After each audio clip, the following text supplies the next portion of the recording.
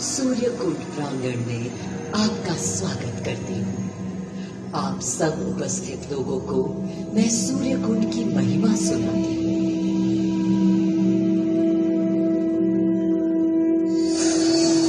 भारत की मिट्टी अनेकों दिव्य आत्माओं की जन्मस्थली है, पर आज मैं आपको कथा सुनाऊंगी भगवान विष्णु के उस अवतार की जिनके अवतरण से मैं पावन हो गई सदा सदा के लिए।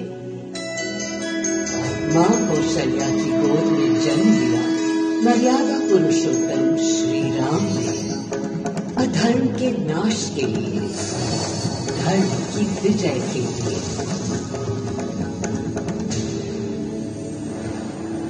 किंतु उन्हें अयोध्या त्याग 14 वर्ष के वनवास पर जाना पड़ा।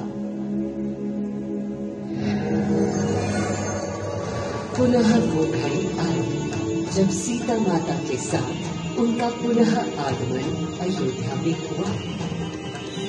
हर्ष था चहुओर और उल्लास था हर दिशा में। वो घड़ी बस आने को थी जिसकी प्रतीक्षा में मैं विध्वल थी, जाने कब से। प्रभु राम का राज्याभिषेक बस होने को था, हर कहीं उत्सव था, पर इस उल्लास पर दुविधा की कालिमा छा रही थी। श्री राम प्रसन्न नहीं थे। राज्याभिषेक का कोई उत्साह उनके चेहरे पर नहीं था। उन्हें राज्य का लोभ नहीं था, सिर्फ अपनी प्रजा की चिंता थी।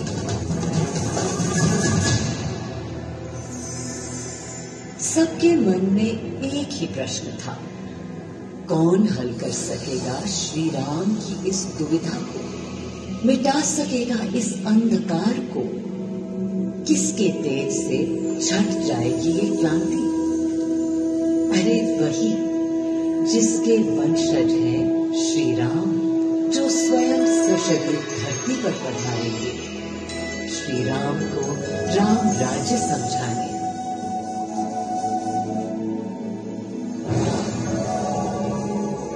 ये गाथा उस शक्ति पुंज की है जो पृथ्वी पर जीवन और सृष्टि का केंद्र था, है और रहेगा। वो अखंड शक्ति स्रोत जो दिशा दिखाता है सदा अनबदला, जिसने श्री राम का मार्ग प्रशस्त किया, आदि नारायण सूर्यदेव। अयोध्या वासियों को भी प्रभु श्री राम की इस दुविधा का आभास होने लगा था। देखा क्या? तुमने देखा क्या? कितने सकुचाई से श्री रघुवीर थे। पद की प्रसन्नता या तर्क निरप होने का ललक या उमंग कोई कुछ भी तो दिखी नहीं। मुकुट सामने रख कितने अधीर थे। वे तो थे अधीर थे, हाँ थोड़े। अब कैसे सुखी दिखे जब तक सुखी सारे लोग रहे। तब दिशा निर्देशन के लिए श्री राम ने स्वयं सूर्यदेव का स्मरण किया। श्री राम सूर्यदेव का आह्वान करने लगे। क्लांत मन से उन्होंने अपने पितामह को याद किया। मन असमंजस में था उनका। कर्तव्य की सही दिशा उन्हें सूझ नहीं रही थी। क्या उचित है प्रजा के लिए, उनके लिए, वंश के लिए, धर्म के लिए, शांति के लिए?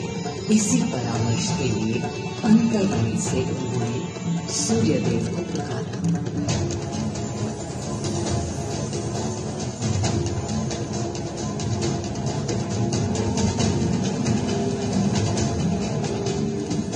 मैं अयोध्या पवित्र से पवित्रतम हो गई हूँ।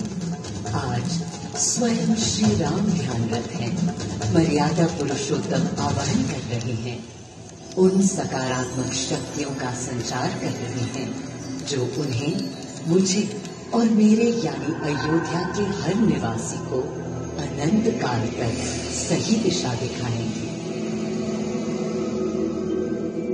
संभव है स्वयं सूर्यदेव सशरीर पधारे अयोध्या की धरा पर।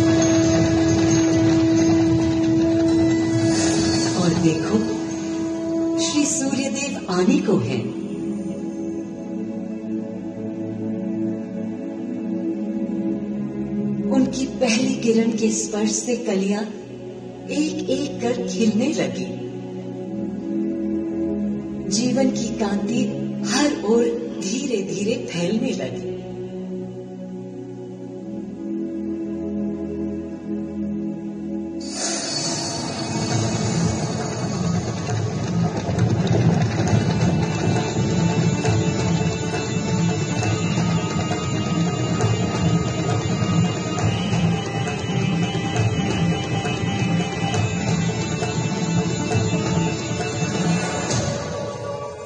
कितना अनोखा दिन है। स्वयं सशरीर अपने अलौकिक स्वरूप में पधारे हैं श्री सूर्य देव नारायण, और उनके अधीर मन के संशय मिटाने को। अधीर है या गंभीर है, मैं जानता हूँ क्या उनकी पीड़।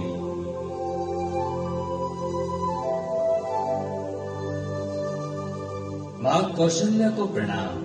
कहाँ है राम? अरे भूलूं ये बात कि कौन बड़ा है। आज्ञा हो तो आपके चरण छूलूं। अरे नहीं नहीं, ये क्या करते हैं आदि पुरुष? ऐसा अनुग्रह सर्वथा अनुचित है। राम वंशज हैं आपके, क्यों पाप का भागीदारी बनाते हैं पितामह?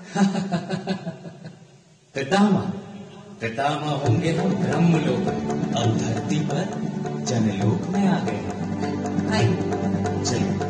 सूर्य देव के आगमन पर माँ कौशल्या उन्हें मिली और विनती की कि हे देव, मेरे पुत्र की दुविधा दूर करें, उन्हें राह दिखाएं, ताकि अयोध्या का, पूरे भारत का भविष्य निर्धारित हो सके।